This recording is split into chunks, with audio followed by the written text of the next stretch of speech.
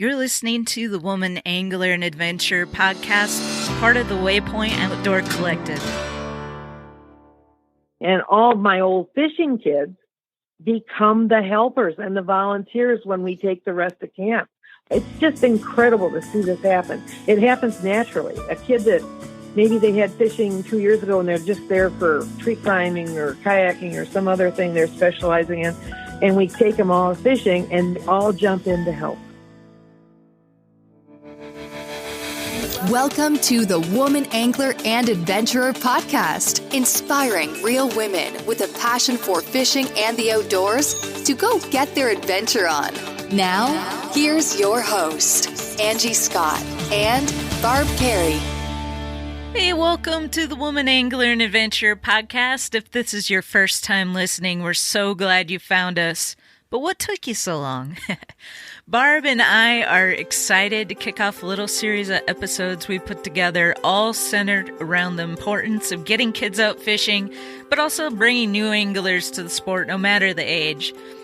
This was inspired by my Team Nashville Bassmasters annual Kids Fishing Day, which actually just happened this past weekend. Well, sort of. We coordinated a day with a local Boys and Girls Club, and we had some bad storms roll through Nashville the night before, and the marina we planned on meeting at took on some damage. Luckily, the damage was fairly minor, so the event was still going to go on as planned. So, bright and early that next morning, I boated across the lake to Fate Sanders Marina. I arrived at 7:30 a.m. to get all set up. The kids were supposed to arrive around 8, and we were going to fish until about 10:30 or so. Then the plan was to grill some burgers and hot dogs for lunch, give out some prizes and some other things. Unfortunately, they had some bus trouble on their way, and they had to wait for another bus to transfer to. That put them about an hour behind. About that time, there were some dark clouds moving in, so we were going to get them loaded up as fast as we could, get life jackets on, and at least squeeze in a little bit of fishing, maybe just around the marina. However, just as we were about to take off, we found out there were some tornado warnings in the area, so we decided to call it for safety. Thankfully, the marina was kind enough to let us use their indoor restaurant to feed the kids, so they still got a nice lunch out of the deal anyway, but we're hoping to reschedule another day to get some actual fishing in. Even though it didn't work out, it was still worth it for the chance that we could have introduced these boys and girls to fishing, and I'm happy to say there were actually a few girls in that group, so that was really cool to see. So Barb and I recently found out about a really amazing lady named Jeannie Lilienthal. Jeannie has devoted the past 29 years of her life plus sending kids to camp and teaching them how to fish. She's a retired police officer from Michigan and was one of the first female officers to ever walk the streets of Detroit. It was pretty cool because for those of you that don't know, my co-host Barb Carey is also a retired police officer. It was fun to listen as they made that connection before the interview began. Without further ado, here's our conversation with Jeannie.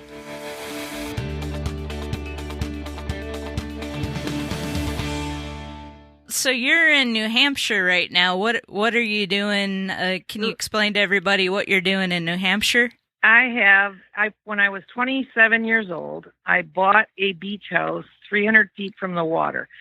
All my life, I had grown up hearing stories about how my mom was one of those Rosie the Riveter gals. She worked at Portsmouth Navy Base, welding on submarines during World War II.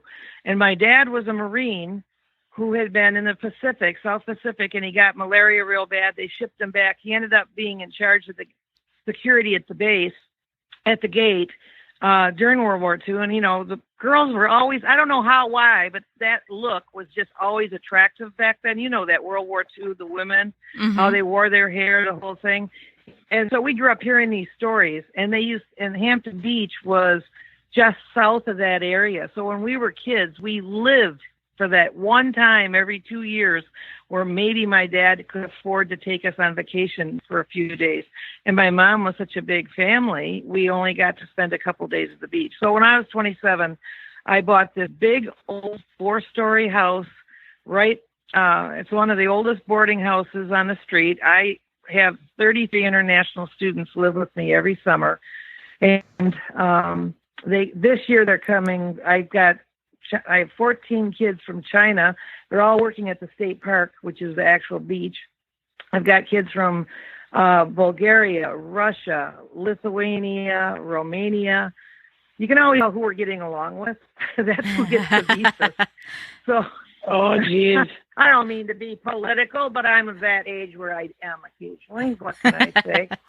So, but I'm sorry, I can't help myself, you guys. Hey, that's all right. But anyway, we get it. 3 kids. I know you do.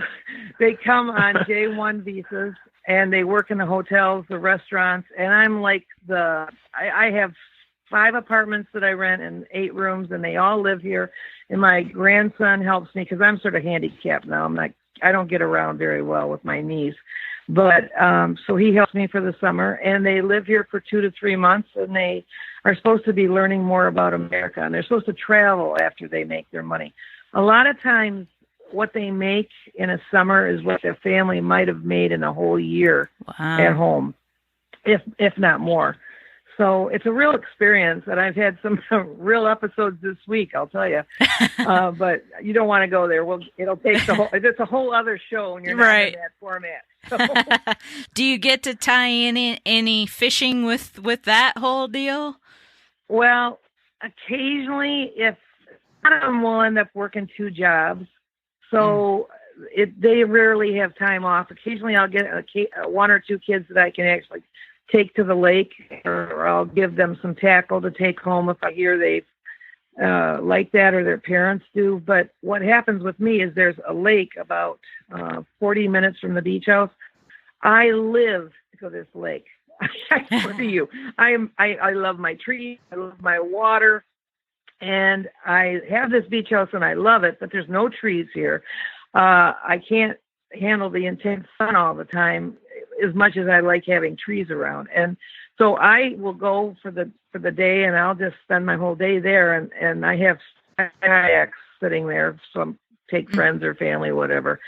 And I'll go fishing, or I'll go on dock, whatever I can do. This last year, I've kind of been not able to get around much. I need a pontoon boat is what I need. Hey, but there you go. Since I don't have one, I'm more restricted than I have been. That's what I fish off of, is a pontoon. So they're nice. Oh, I swear, I would love to have one, and that's what I would do if I wasn't always running between 2 states. Now, see, the fishing for the camp, it's the same time as the summer. Mm-hmm. And I was a cop for 30 years, but then I worked for the schools for 12 years as an attendance agent. So then I got summers off, which made it a little easier to juggle both things. And then now my grandson helps me when I go back to Michigan to do my classes with the kids. By then, they'll all know the rules. I'll have them kind of pretty well understanding. You got to show respect to everybody and the whole basic thing, so that nobody's got big problems. And I feel comfortable leaving him. He takes care of things. I go to Michigan and go play with the younger kids. So that's my life, guys. How long have you been working over at that Camp Cavell? That I did a little research on that. That seems like such a great program. Well, I'm on the board of directors, but what it was is I was a volunteer with the YWCA, and it was owned by YWCA of Metropolitan Detroit. It was Camp Cavell. In 2013, they were on the verge of maybe being sold because of you can sell to developers and they'll give you the big bucks. And if you have financial problems, why not, right? So the camp director is my best friend in the world. She and her husband live on site. And I had been a volunteer for 29 years now. And we got together. We found another friend who arranged for her law firm to let her do the legal work pro bono to get us classified as a nonprofit. And we literally bought the camp from the YWCA for $1.3 million, but it's on land contract. And for for the first 3 or 4 years, I did almost all the fundraising by myself with a little help when I was totally desperate. And we had to do payments of like $65 for the first 2 years and then $35 a year now. I think we have about 26 more years to go. But now I only focus on campership. I told them I can't do that all the time. I want to fish and I want to do the kids programs, and I raise money for camperships, and somebody else is going to have to carry some of that weight because I gained a lot of weight stressing out about it, and that hasn't helped me. I'm being very candid here, gang. I gained weight because, you're stressy. You sit at your computer and you call people and you're trying to get money. And you stress. I stressed. I was eating comfort food, and I gained weight, and I wasn't mobile because I couldn't go to the pool. And but we did it. We saved the camp, and we're still hanging on. So when did your love for fishing start? You know what? I grew up listening to my dad and my grandfather talking about how they fished when they were younger, and my dad had to work 2 jobs. We were 7 kids, Catholic family. My dad was a cop. They made no money in those days. And he never had time to teach us anything. And I would try to do this on my own down at the Detroit River. And, with the giant hook, not understanding why that wasn't necessarily going to catch a fish, any fish. And we would just try a couple times here and there. And then as I got older, I just said, to heck with this. And I started finding people that would show me little bits here and there. I love fly fishing too. And right now I can't stand to do it, but I can do it for my kayak. And I like regular fishing. I like my grandson, Mike, goes with me to Florida every February, and we go out on the boats because I need a scooter right now to get around a lot of times. And he loads it. He does all this, but we just go and have a total ball. And I wanted to do this program at camp. I talked them originally into buying the kayaks. I talked them into buying the canoes because I had to raise the money all along the way. My friend Jill's not really into fishing, but she wasn't going to stop me. And she said, but you got to get all the gear. Yeah, of course I know this. It's the way of my life. And so I would go to flea markets. I would go to people's garages. I would talk to anyone I knew that was getting rid of anything. And we literally started with just the junk that you could put together anywhere. And I spent all of my time trying to keep the reels working. All this was self-taught. I'm being honest here. I had an old man in Ohio that he knew I would try to teach. I would take a class for fly fishing and stuff. And I was learning how to tie some flies. And he met me through Midwest Fly Fishing magazine. And we became pen pals. He was 80 some years old at the time. He's now deceased. And he would start sending me flies to use with the kids. And I'd go to Michigan State for Project Fish. They do a class to teach you how to be a teacher and teach in your classroom. And I've taken that class like 4 times because I like to I started this over 15 years ago, but I like to get myself excited again, periodically. And I would take one of our counselors with me every once in a while. And so for the spin casting or for the rest of it, I was learning tackle crafting. I was constantly trying to teach myself more and more. And with YouTube and with going to Project Fish, especially, and then the Fly Girls in Michigan, I don't know if you've ever heard of them. Yes, I have. I just put it together. And, I don't know. I will never tell a kid that I know everything about fishing. I wouldn't even begin to say that. But I know a lot about passion. And I know that if you can get a kid excited, if you can get them passionate about something, they are going to learn from every person they meet for the rest of their life, as long as they have that attitude about it. And that's what I say to them. And I tell them, I don't care if you're rich or poor. I don't care where you work or what your life takes you. You're going to have stress. If you have that fishing rod in the back of your trunk, your car, you can pull over and you can cast. I don't even care if you catch. If you just cast, you will find yourself transforming. You will let go of that stress. You're near the water. You're outdoors. You're content within your own self. I don't even know how to explain it. I just try to show them, and they do it. They love it. And that's where I get excited, is seeing them be excited. So that's sort of my philosophy. It isn't about how many and how big. It really isn't. It's who helps each other, who tries to pass on that skill. I love fishing because it's such a great equalizer. A 5-year-old can catch a bigger fish than a 15-year-old. Nothing works better to make the point. And then that 15-year-old can pass on something to the 5-year-old. And And that's what I stress with the kids, and they get it. They get it really fast, and they encourage each other. And it's not about the competition that you can have friendly competition, but not that vicious stuff that so many of them fall into at school, where it gets to be bullying and harassment. It's got to be positive, or it's, it hurts too much. So anyway, that's basically where I approach it with the kids, and I just love it. I won't even pretend that I could teach them anything. You guys know so much more about fishing than I do. Looking at your pictures, I love, but I know that I know how to get kids excited. And once they get excited, they got that bug, they are going to do it.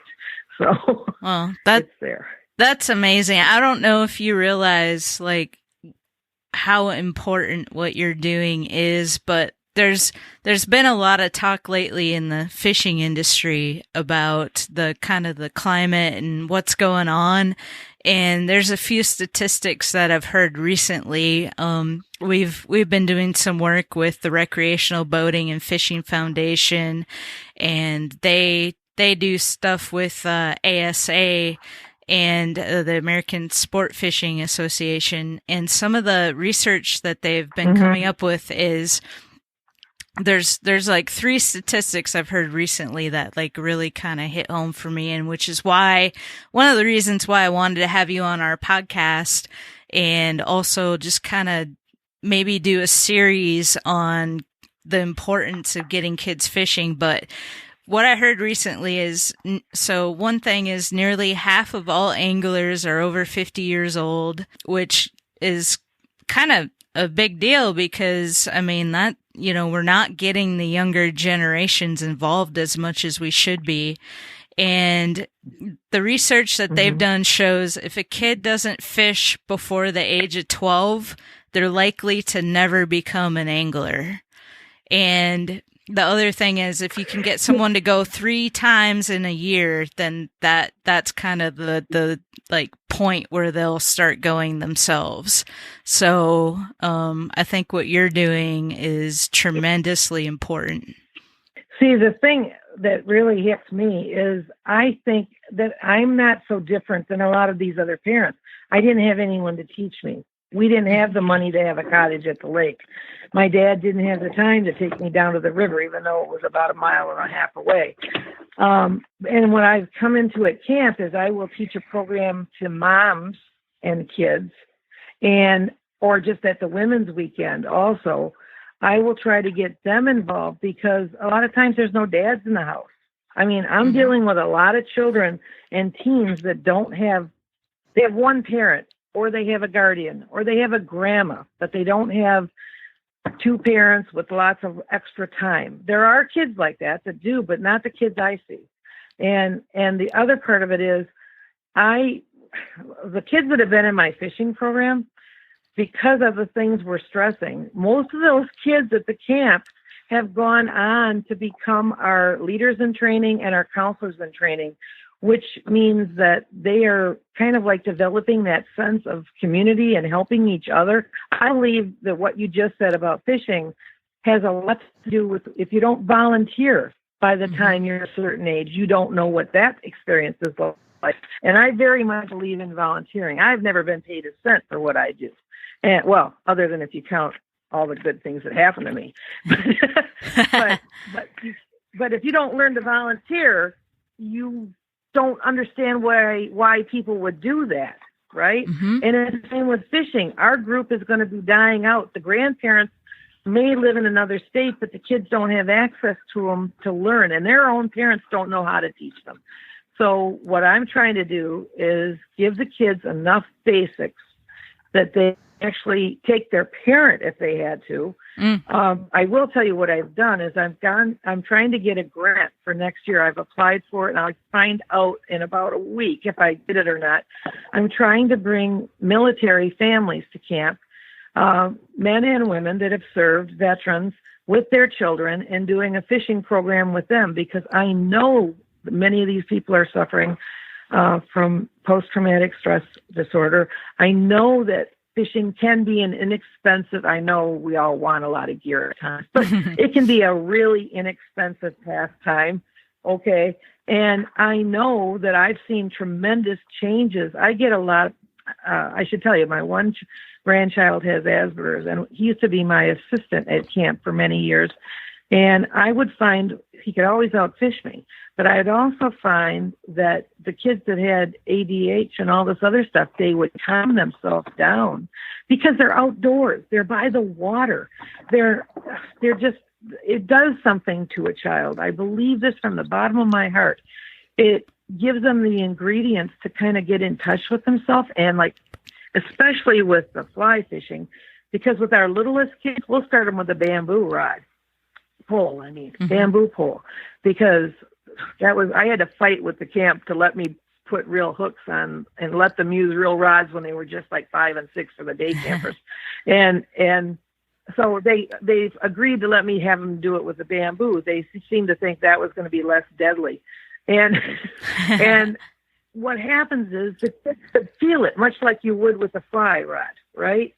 And as soon as they caught that fish, I mean, that just sold them. That was it. And we'd go to ponds.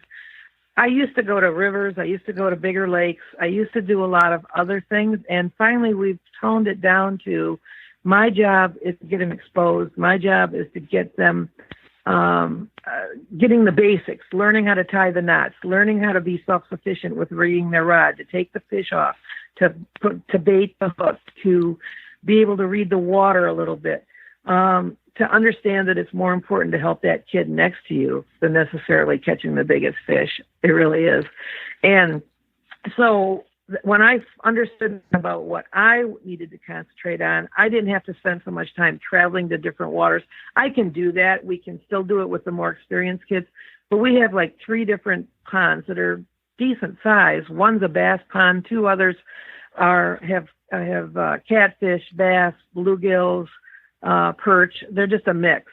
And we will go to those, and they have so much fun. It doesn't matter if the fish is 3 inches or 4 inches big, or if it's 10 inches, or if it's the biggest fish we've ever caught in that pond. And I think you saw the pictures I sent you. That was at the bass pond. I mean, what an equalizer, like I was saying. Some of those younger kids were catching the biggest fish, and they have a total ball. And I don't even know what to say, because my kids are becoming our volunteers at the camp. They're becoming our counselors later on. I just see it as a win-win for everybody. Oh my God. So I can't say enough about it. And I think fishing, we are surrounded by the Great Lakes in Michigan. So I'm teaching them about caring for the water, because I honestly believe that if this generation doesn't protect the water, we have so many people doing stupid things. Oh God, Jeannie, don't get political. Oh my God. But it's the kids that fish that are going to be the ones that are speaking up and that understand about water quality and environment and how to protect it, and about the invasive species and not polluting and all those things that are so vital. We have 20% of the fresh water in the world surrounding us in Michigan. If it isn't the kids, who is going to be the leader in the future? Who? I don't know. What are the age groups of the kids that you're reaching? Okay, well, for camp, summer camp, overnight camp is normally 7 to 17. But what happens is I take like 9 years old, 10 through about 15. But then I always have at least a couple LITs, which are leader in training, which is 9th, 10th graders, or CITs, which is like juniors and seniors in high school. Almost none of them know how to fish either. And I'm almost always teaching a counselor at the same time, who has to be an adult right? And so I'll have anywhere from 12 kids to 15, hopefully one 14-passenger van worth. We try not to exceed it if we can avoid it. And what I've done, though, is I have a girls only, I have a boys only, and I have a co-ed one, which tends to be a lot of brothers, sisters going to camp at the same time. Parents want to take a vacation. But what I've done is I created a fishing derby for the day campers, which means the 8 is going to go down to 5 all the way through 12, sometimes 13, depending on the circumstances with the child and his family. And that's what we're going to be doing this July also. So I spend my winters making up Snell's hooks, trying to put together packages of prizes, begging stuff from everywhere under the sun. And because what's happened is over this 15 years I've been doing this now, every year I've added. I started with one week, one class, and worked my way up, and then it was 2, and then finally it was 3, and now I've got the day camp involved. I've just convinced them that they have to take these kids fishing every week of the entire 11-week day camp and every week of the summer camp, even if they're not in my class. And I'm training a couple counselors to be helpers because obviously I can't do it all alone, especially. And all of my old fishing kids become the helpers and the volunteers when we take the rest of camp. It's just incredible to see this happen. It happens naturally. A kid that maybe they had fishing 2 years ago and they're just there for tree climbing or kayaking or some other thing they're specializing in, and we take them all fishing and they all jump in to help. And it's like, this is what you want. I mean, it's what I want, at least. I want it as an adult and as a parent and as somebody that wants to see this going on to the future. And so now it's anywhere from 5 to 17, roughly. And I've been trying to involve moms for the Me and My Mom program and women at the Women's Weekend. But this is where you guys might have different experience. What I've noticed is like Fly Girls of Michigan, they'll do a fly fishing program, and it's very intense. It's very dedicated. It's the hardcore, I want to learn to fly fish person. And then there's the thing that's a lot more casual where people are real iffy. They don't want to make that time commitment necessarily. They'd like to, but they really don't want to put too much into it.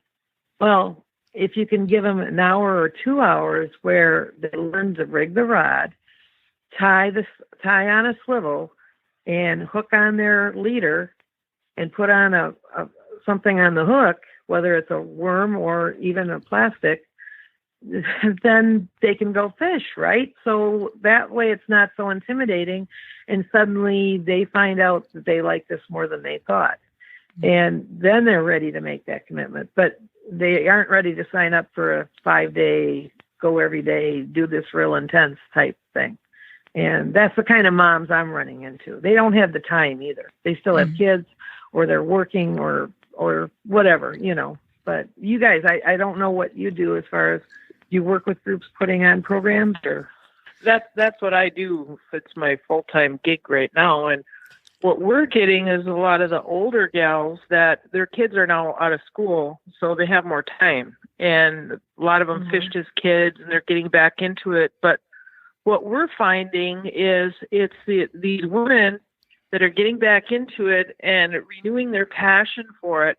Now, all of a sudden, these women are the ones that are coaching high school fishing teams and working with the youth. It's kind of comes full circle, you know. So you said before how you don't get paid anything, and I don't know how many times I've said that I get paid in goosebumps because you're a retired police officer. You know, I read that. You know, I'm a retired police officer, and I can honestly say, you know, all my years that I worked a real job in public service, I have seen more lives changed through fishing than I have in any of those other arenas that I worked in. And it is life-changing, and not only for the individual, but for the people they run into, and like you mentioned, the environment. It's a much bigger deal than people think. Yeah, they judge it, and it's because they haven't experienced it. They're only seeing a sliver of it. They're taking it out of context, so to speak, and they really don't understand. What I try very hard to do is, you know, originally I think I mentioned I used to try to get all my equipment and stuff at flea markets and everything else. Well, now I've been very fortunate because I've established relationships with these different groups, and they help me. So I've got Michigan State that obviously they let me bring someone to get trained, and I've got Future Anglers Foundation, which gives us rods and reels. I can give one to each kid. Now, where the camp is a very poor county in the state of Michigan. It's probably in the Lower Peninsula. It's probably the poorest.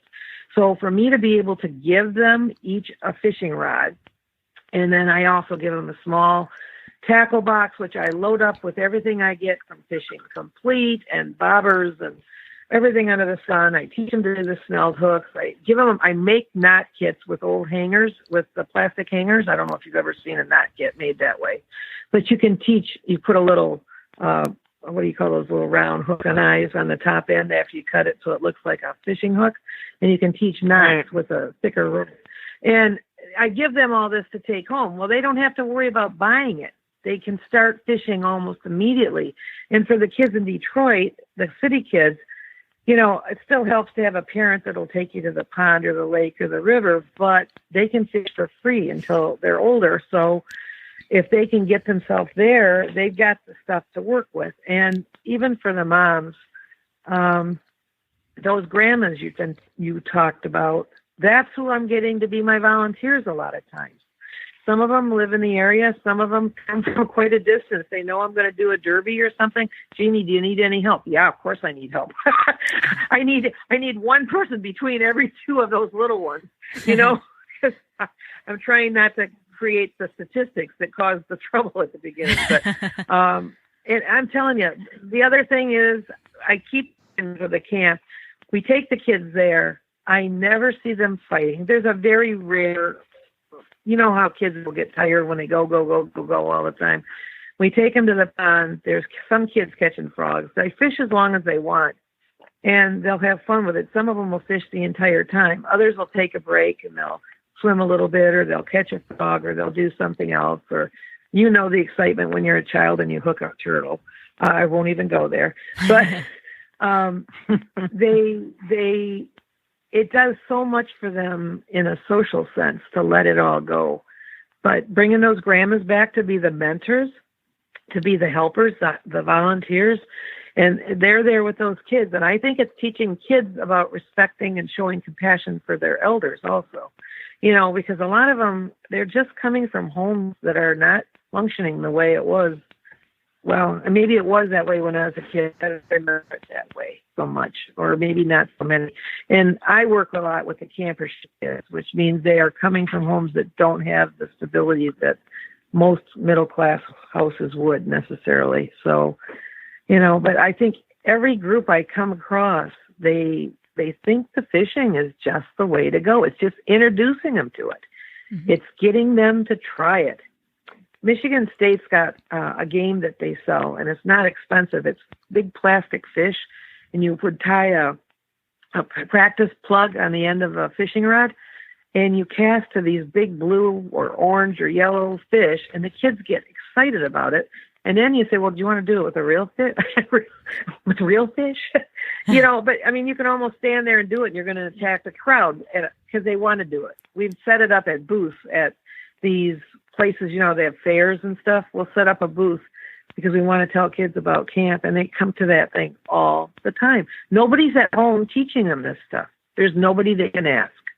So, a lot of teachers are trying to do after-school programs. I just think it's phenomenal. That's why I went to Michigan State for that program originally 15 years ago.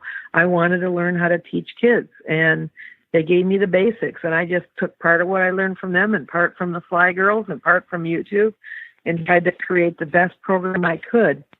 And I've got a lot of support now, but it was a lot of work. And but the kids that are coming back, I've been getting testimonials from the parents, how much it affected them. And even the veterans, we had some veterans kids last year, and that's why I did the grant for this coming summer. The mom said it just was such a God-given thing that her child had an opportunity to fish and find his passion with fishing, and how much it's helped him deal with all the things at home, because Dad was a wreck. He came back from his deployments, and the whole family suffers. It's not just Dad. The whole family suffers in one way or another. And the fishing was an outlet that the whole family could embrace, and it made a difference. So I just believe in it so much. I think people, if they try it, they get hooked one way or the other. That's amazing. I think you're doing amazing work, and I think that these kind of things that happen have a far broader reach than most of us will ever realize. And it's just kind of that thing that's kind of contagious that, one of our mottos here on the show and with women programming I do is if she can do it, I can do it. And, there's others that, that can see what you've done and maybe say, oh, maybe I can do something like this in my area, or we'll definitely put a link to your contact, the information that we talked about here, the work you're doing at your camp. If maybe somebody wants to contact you for, for a little bit of information or advice or how to do something like that in their area. I'm always open to that. And I don't know if you've ever heard of Mid-States American Camping Association. They teach counselors to do different programs at camps all over the United States. And that might be an avenue for you to pursue, too, to make a connection with them. But they sometimes will do a program because a lot of camps, you think of camps as would be one of the first places to teach fishing. But like I said, there's like a lost generation in there somewhere where everybody sort of swung over to electronics and they got away from it. And they're not, the grandparents know how to fish, but the parents don't. Mm-hmm. And the kids are coming up and I agree. Even in the Girl Scout camp stuff, that I've seen, I've looked at some of the curriculums of their summer camp programs, and fishing wasn't even included. I was thinking, how can you send all these girls to camp and not even talk about fishing? I mean, that's kind of, I think, something that should be like a priority, instead of, some of the other stuff that they're doing. I was Mid-States meets outside of Chicago every year. And it's American Camping Association Mid-States, but they have them all over the country. And there's a man there by the name of John Coffey, and I'm trying to think, he's from Kentucky.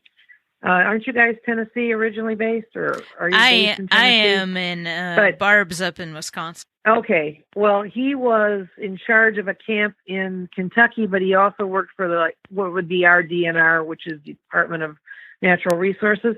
And he was teaching a class at the Mid-States to get these camp directors and counselors interested in doing something like that. And he asked me for a lot of input. Well, I went to his class because I like to keep excited.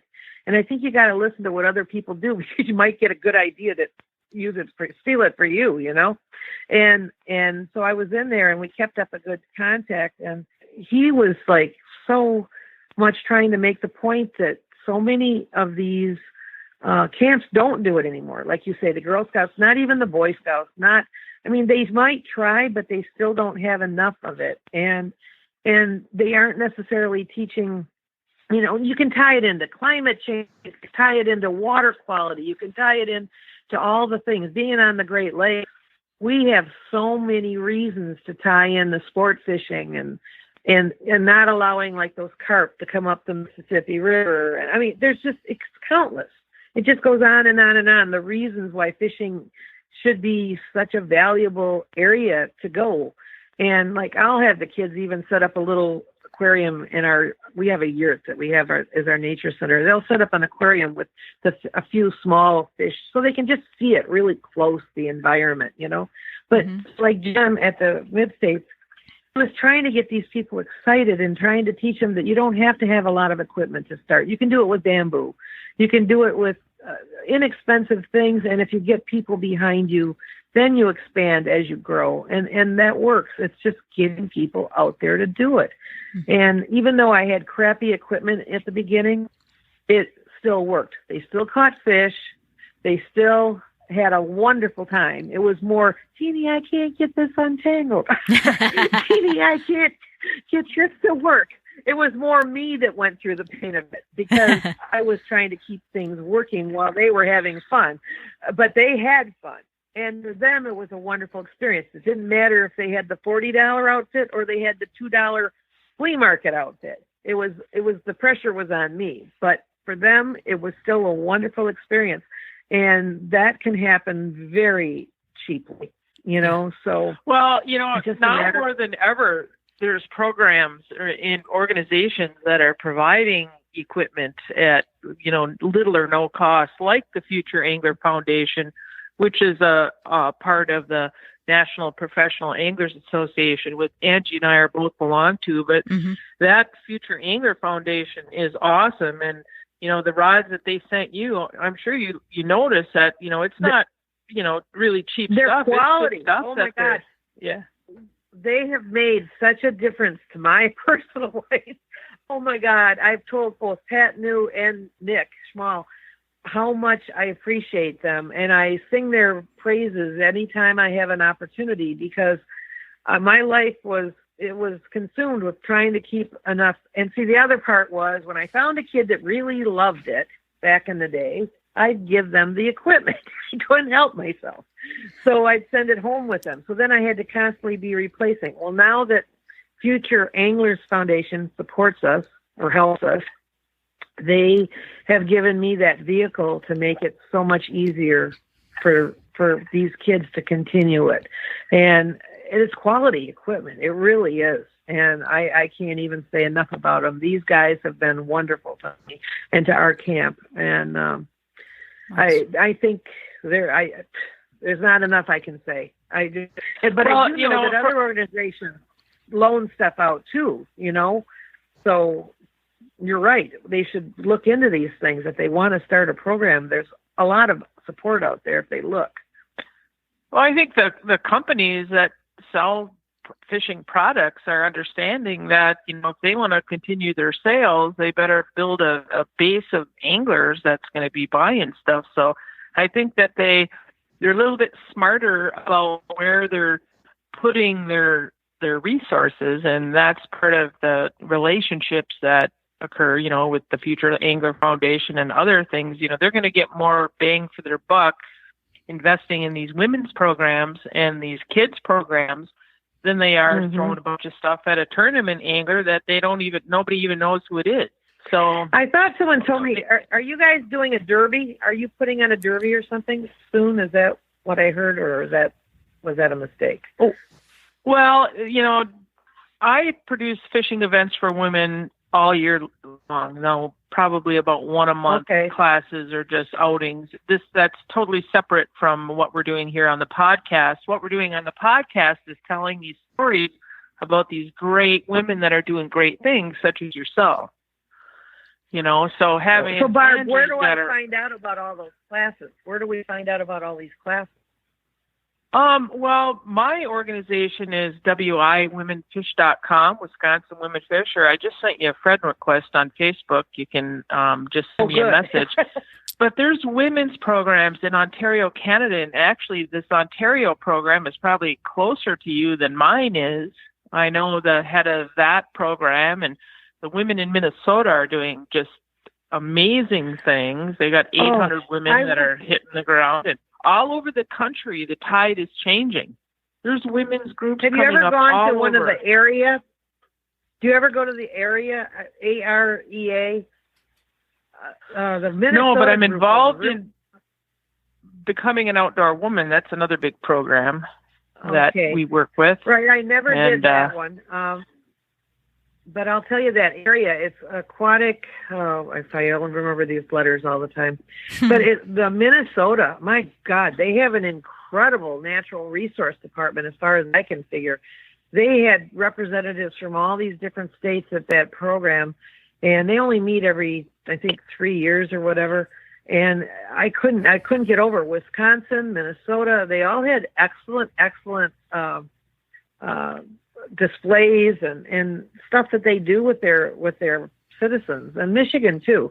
But to me, it's the grassroots stuff that makes a big deal too. So, there's potential for every avenue. You could do a neighborhood fishing kids club.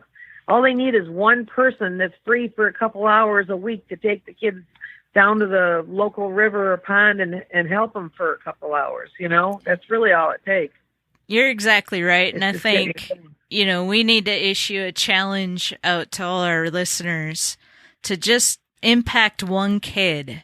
That's all it takes. And you can grow from there and maybe impact more, but just start with one and see what happens, because the industry needs it. Our resources need to start building up the younger generation into anglers, lifelong anglers. And what you're doing, so much you've said in this interview, you're totally hitting the nail on the head, especially with like keeping things basic. That's one of the biggest problems, I think, people that don't have experience with fishing right now, and they walk into a store and they're just overwhelmed by all this different gear and equipment, and they have no idea where to start or what to do. But to just remind people that you can keep it super basic and still catch fish and have a great time and be outdoors and be on the water. Yeah, it's like I can't even, the kids, I sent you some pictures, but when I have these girls and they aren't from necessarily, most of them aren't from fishing families. If anything, they've taught somebody in their family how to do it. But they come to camp. By the time they leave after the week, they know how to make snelled hooks. They know how to put together various types of tackle. They're making it, they catch their first fish with their homemade tackle. Oh my God, that's like the end of the world. Because part of it's crafty, the other part is just functional. But they have such a ball doing it. And then they go out there and nobody said to them that they were girls and weren't supposed to do this stuff. They just said, hey, we're doing it. I love it. This is a good time to be a girl, I had to fight my way for most of my life to be able to do half the things that I got to do. And I was lucky that I was from a police family, so nobody tried to discourage me there, because that was unusual for a woman back in the 70s to want to go into being a cop. And it was unusual. I adopted 2 kids. I was the first one in the police department to get a leave of absence to adopt 2 children from foreign countries, which was also unheard of at that time. It's just a lot of things in my life have been first, but I think it's a great time to be a girl, and they just need to be exposed to the right people that will just say, go kids, go for it. Do as much as you can and be as much as you can. There's no limit. There's none. Anyway. I just can't thank you enough for willing to be on the show. And I hope that, you can continue to communicate in the future. And I just applaud you for what you've done it's like a lifetime of work, and I just really want to personally thank you for that, because I know the trenches that you were in, and I applaud you. And I want to just thank you for being on the show, and we're happy to share your story, and I'm sure Angie feels the same way. Yes, definitely. I appreciate talking to you. I hope I didn't talk too much. No, I mean, and you mentioned you had 293 kids at camp last year and 300 this year, and that's campership. But like Jill will say, the camp directors will say, and you always seem to take the ones you want for fishing. No, I take as many as I can get. Yeah. But if they show any interest, I'm grabbing them. That's for sure. Yeah. This is wonderful. Like I said, I'm not getting around personally as much, but my grandson will tell you I can drive and I do the travel. But we go down, and I like to go to different spots. I want to go fishing more and more as I finally get a little more time in my life, maybe someday. So we'll see. But anyway, I will be following your podcast now. I'm glad to find out about you. And Barb, I'd like to find out more about what you're doing, because we can put links on our website too. Continue to post your pictures over on the Women Angler Adventure Facebook page, and we'll make sure to give you a shout out throughout the summer and see what you're up to and get some of the pictures of the kids fishing. We'd love to share that. Thank you very much. I appreciate that. And if anyone wants to contact me, there's no problem. Give them my email. People ask me about starting a program all the time, and I'm very willing to talk about it. And I don't care if you get the whole Campership Society's got my phone number, so I don't care if that gets shared either. Just keeps my life interesting. So, we'll be sure to put that in the show notes so they can contact you and check out the work you're doing. All right. Thank you so much. I appreciate this. Thank you. It's been a pleasure.